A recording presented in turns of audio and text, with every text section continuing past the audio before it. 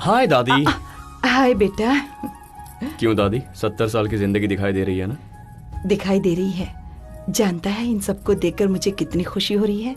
तुम्हारा क्या है, तुमने जिंदगी अच्छी तरह बिता दी। मेरी जिंदगी मुझे भी अच्छी तरह बितानी है। मतलब बताता हूँ। माँ पापा ससुर जी सासू माँ सब सुनिए।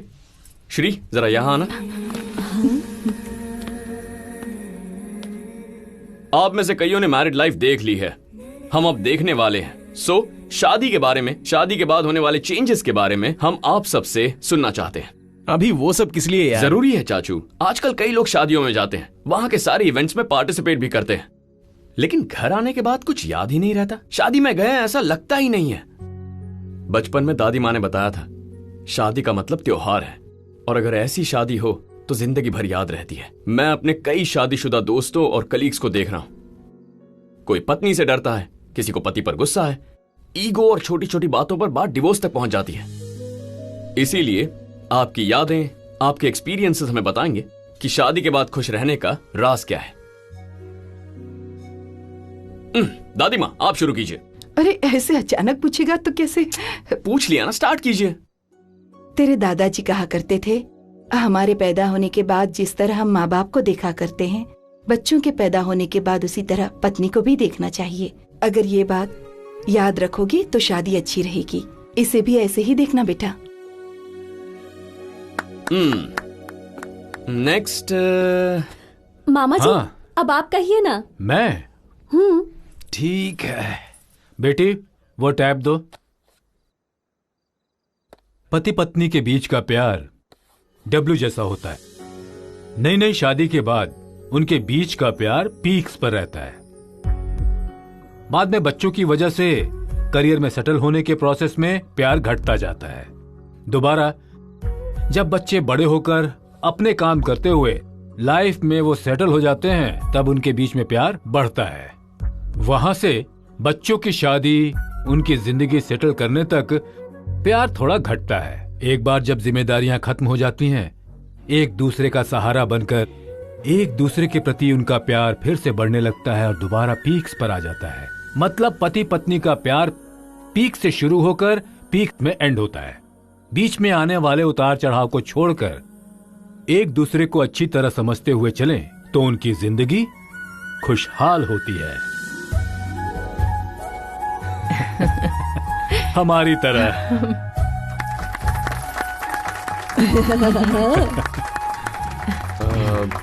कैसा लग रहा हूँ? फूफा जी अब आपकी बारी, बताइए।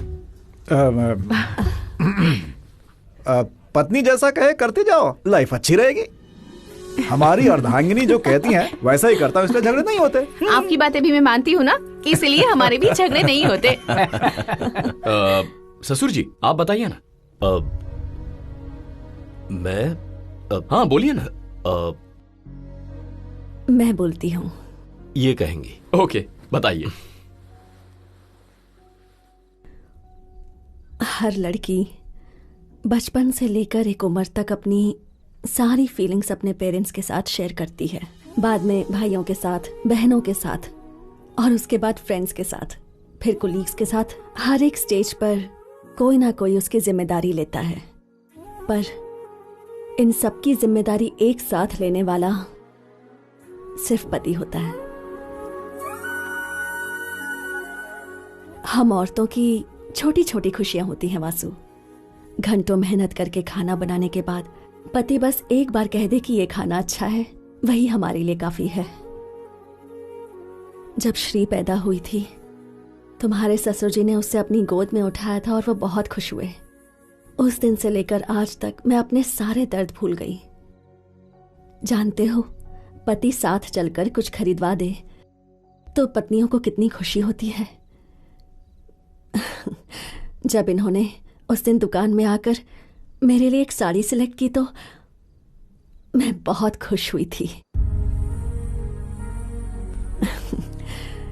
इतने सालों के हमारे रिश्ते में वो दूसरी बार था जब उन्होंने मेरे साथ रहकर मेरे लिए एक साड़ी खरीदी थी। पहली बार तब जब नई शादी हुई थी।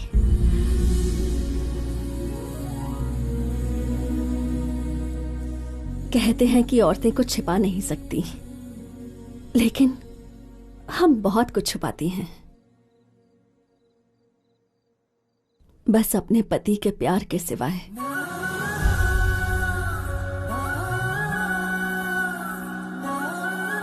भाई, श्री बहुत खुशकिस्मत है कि वो तुम्हारी फैमिली में जा रही है।